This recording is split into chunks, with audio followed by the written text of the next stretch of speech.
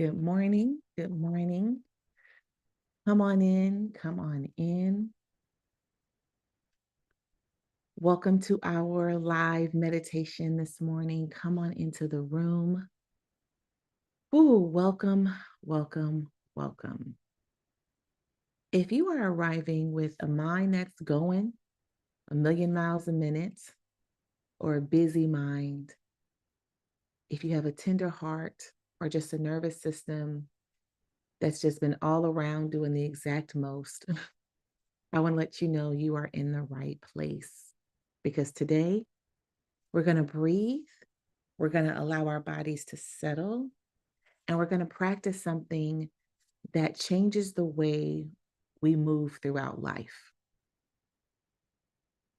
establishing a deeper trust. It's not the performative type of trust that makes people feel good. It's not the, oh, I'm fine trust, but it's the kind of trust that allows your body to relax and unclench. Here is the deepest level of trust that I've ever developed with my world. This event taught me that we are all earth angels for each other, and that people can be in position, on assignment, and our help can be on the way before we even need to know it. I learned this when my son, no, how can I say this? I learned this deeper level of trust in one of the most tender, terrifying moments of my life. Before we get started, hello, I'm Kiwana Thomas, and I am your meditation partner today. Now, as you continue your practice going within, I am right here with you.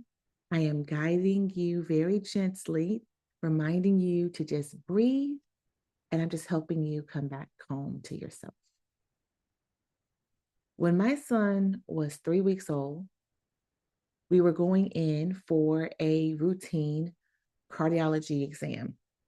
Now, my son was born with a cardiac heart defect, and it allowed him to have cardiology visits once a week at that time. And while we were there for just a routine checkup, the doctor noticed that my son was having an episode. I didn't see it. There was nothing really to see. That morning started off very easy. Woke up, got my daughter to school, put my son in the car, off to the cardiologist. The doctor noticed that he was going through an episode that could have immediately put him into heart failure. They didn't tell me right away. They just kept going back and forth to check him, check his echo, check his EKG, those things. They didn't want me to panic. After about an hour or two of checks, their response to me was, okay, Kiwana, you got to get him to the hospital now. And I kept saying, well, why? What's the matter? Their response to me was, no time to explain. We've done all of our checks here. I need you to get him to the hospital now. And I want you to notice what I'm about to say, because this is where the trust in my life just got really real, because everybody was in place. There was a student cardiologist that was shadowing our doctor. And my doctor looked at that student and he said, follow behind her in the car as she gets into the hospital. So here I am thinking, okay, we only have one phone at the time. My husband was at work an hour away with traffic in one direction. My daughter was at school 30 minutes away in another direction. And I was not even sure how to let my husband know what was going on. I was dependent upon him just having to either call me or the doctor because at that time, I had no way to reach him. As I went to the hospital, I found out what was going on at the hospital and I broke down. My husband just so happens to call the doctor. The doctor let him know, go straight to the school, meet Kiwana at the hospital. He got there in time just to see my son being airlifted to the nearest children's hospital. I could not go with him because I had my daughter with me, or I could not go with him because I had one of my youngest daughters with me. That feeling of being helpless in that moment was just unreal. We then were instructed to drive to the hospital because we were going through traffic for what would be a 2-hour drive. My son ended up staying in that hospital a week. When we had got to the hospital and realized that he would be there a week, we had no clothes and we had nowhere to stay. So we did what probably anyone in this normal situation would do. We went to the nearest mall, and Macy's was having their biggest sale of the year.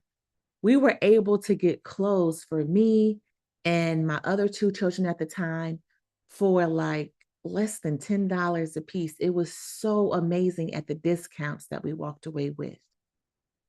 While shopping at Macy's, the Ronald McDonald House called me and they assured me that they had room for us there to stay without paying anything. Love or family, I could not have planned that if I tried. This routine visit turned into just a scary, but it was a sacred, it was a coordinated event. It didn't require my help. It didn't require my what if. All it needed me to do was just walk through this situation. This moment right here, this event is something that I still reach for as my evidence when I'm wondering if I can trust my world to show up for me. This event taught me that I can depend on my world to align no matter what situation I am in. I don't have to choose to worry. It is okay for me to choose safety. Safety in every situation. I do not have to prepare for it, or I don't have to brace or make sure I have all the pieces in the right order. In that moment, I learned that I could be guided. I learned that I can allow myself to be guided. So this morning, when we set our intention for the day, we can either set it for, no, let me pause, because let me just take a pause.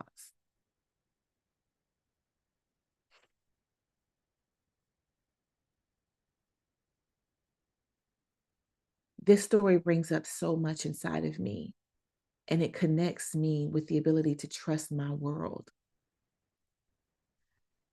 And it was on that day that I know that I was safe to trust. I had learned that help meets me in every motion because my earth angels are already in position. And I want you to hold that as your intention for today. I am safe to trust because my earth angels are already in position. We're going to hold that intention right here. We're going to hold it as we go into our breathwork session and breathe it in and out. Because I know that some of us have been through so many situations where we have not felt safe and we don't understand how to even start feeling safe. But if you can borrow my story, a story where, yes, leaving the hospital from birth, I knew at any point in time my son could go into cardiac arrest. Then marching right into a situation where my son was in cardiac arrest and me not even recognizing it because there were no signs, to having everything prepared perfectly in alignment for when the situation occurred. If you don't have evidence of your own to lean to, lean into mine. When we hold this intention, we're not going to force it. We're just going to gently allow it to soak in to our body. If you're new with us, our breathwork session is where we inhale for 4 seconds. We hold at the top of the breath for 4 seconds, and we exhale for 6 seconds. Let us begin. Inhale, 2, 3, 4, hold. 2, 3, 4, exhale. 2, 3, 4, 5, 6. Inhale. 2, 3, 4, hold. 2, 3, 4, exhale. 2, 3, 4, 5, 6. Inhale. 2, 3, 4, hold. 2, 3, 4, release.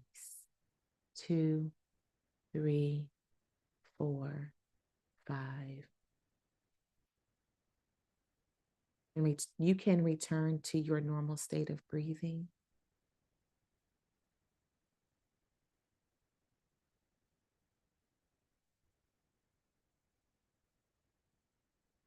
We are learning to try on new beliefs, and we are learning to do life differently.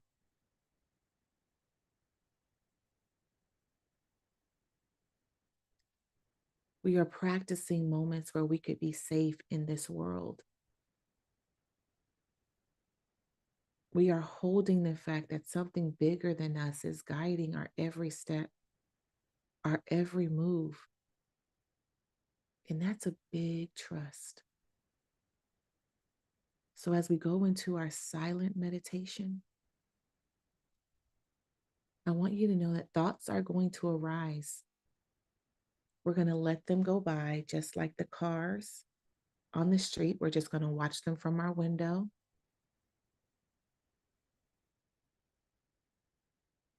I want you to just allow yourself to sit with the silence. Everything is welcome.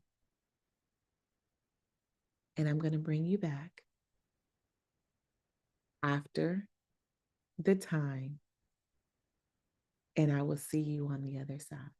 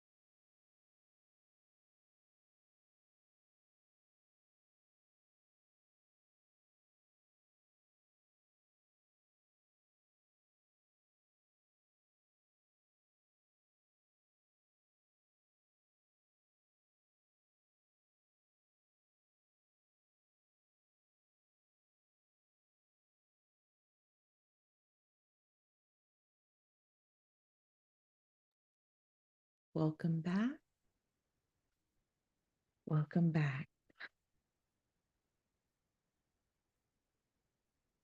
Telling that story always gets me choked up a little.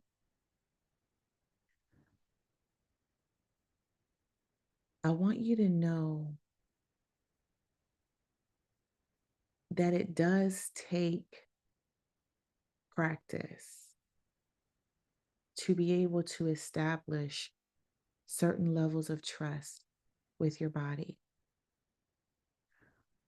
One of the ways I practice and learn to lean in to the trust is simply going into a store, standing still.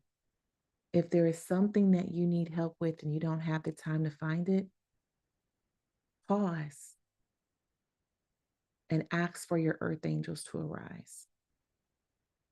You'll see them and they will come to your aid. If you need help and you know you need to be in and out of a certain place, ask before you go into the store. Ask before you go into your destination. They will arise. Just these small practice steps can help you see your angels that are all around you. All right, left hand to your chest, right hand to your belly. Repeat after me. I do not have to do life alone. My world can align what I need. I am guided through every storm.